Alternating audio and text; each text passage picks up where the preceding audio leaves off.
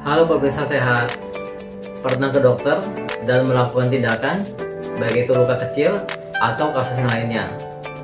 Jangan sampai ya. Sekedar pengetahuan, alat apa saja yang ada di ruang dokter umum atau klinik. Jenis alat menentukan jenis tindakan yang bisa dilakukan dokter. Yuk kita simak berikut ini. Minum obat sesuai anjuran dokter ya. Halo, jumpa lagi dengan saya, Dr. Suwarno. Nah, sekarang saya akan membahas 9 alat yang ada di klinik. Ya, tetapi nomor 6 ada alat yang namanya unik sekali. Yuk kita mulai dari alat nomor 1. Alat nomor 1 adalah stetoskop.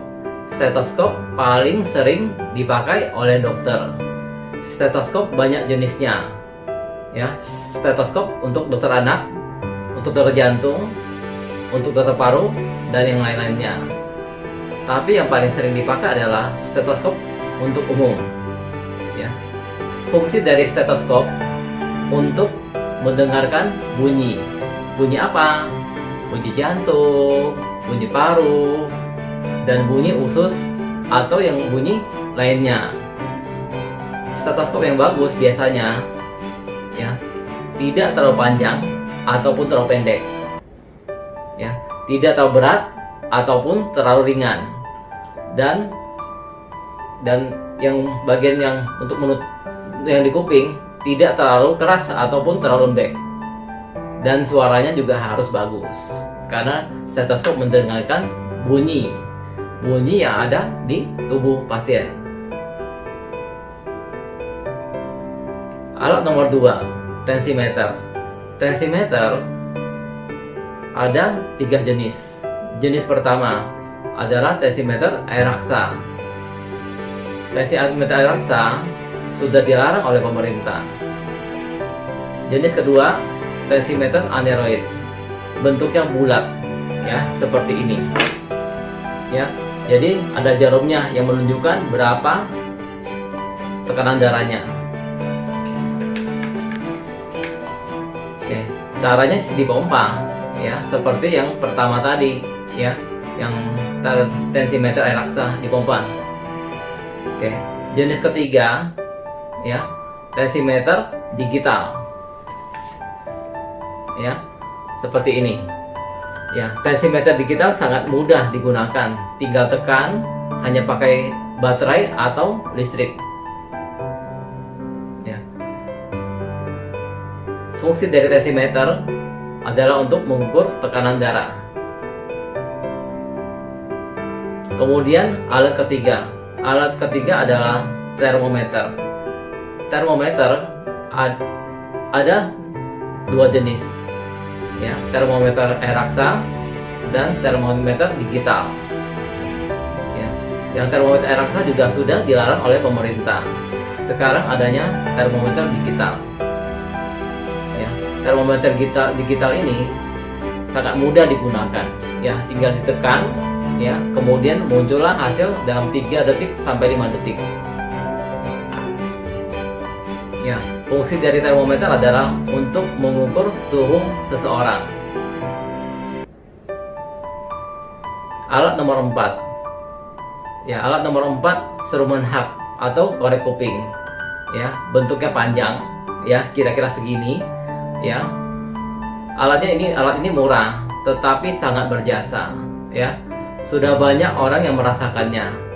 Fungsinya mengeluarkan kotoran kuping atau benda asing ataupun kecoa, ya. Pernah saya mengeluarkan kecoa di kuping pasien, ya. Pernah juga saya mengeluarkan kotoran di kuping, ya, sebesar 2 ruas kelingking saya, ya. Rasanya senang sekali bisa keluar karena pasiennya sembuh. Oke. Alat nomor 5, alat bedah minor.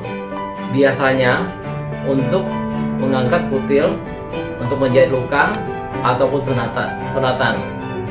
bentuknya hampir mirip semua, mirip-mirip gunting, padahal bukan gunting, ya.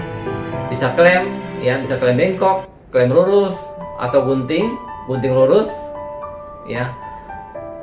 Nanti akan terlihat di gambar berikut ini. Alat nomor 6. Alat nomor 6 ini adalah klem krokodil, ya. Klem krokodil aligator. Ternyata buaya bukan hanya di sungai atau di darat. Di alat kedokteran juga ada yang namanya buaya, ya. Namanya klem krokodil aligator, ya. Alat ini berfungsi sebagai pengambil jaringan atau mengambil benda asing yang ada di telinga. Biasanya dipakai untuk mengambil cotton bud yang ada di telinga. Paling sering cotton bud di telinga, ya.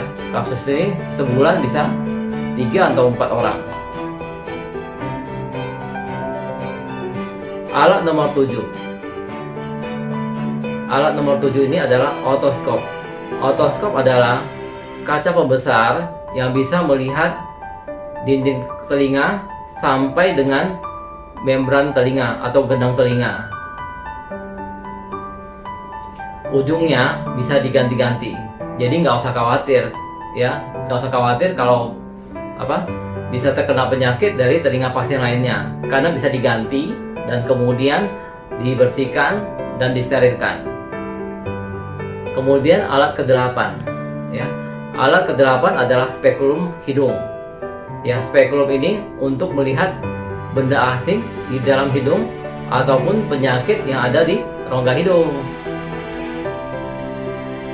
Kemudian alat nomor 9.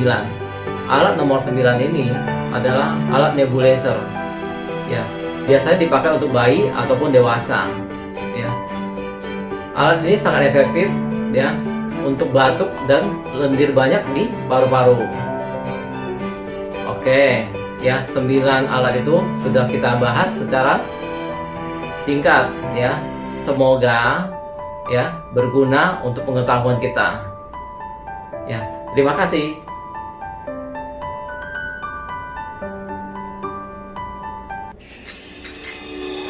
Terima kasih sudah menonton channel ini.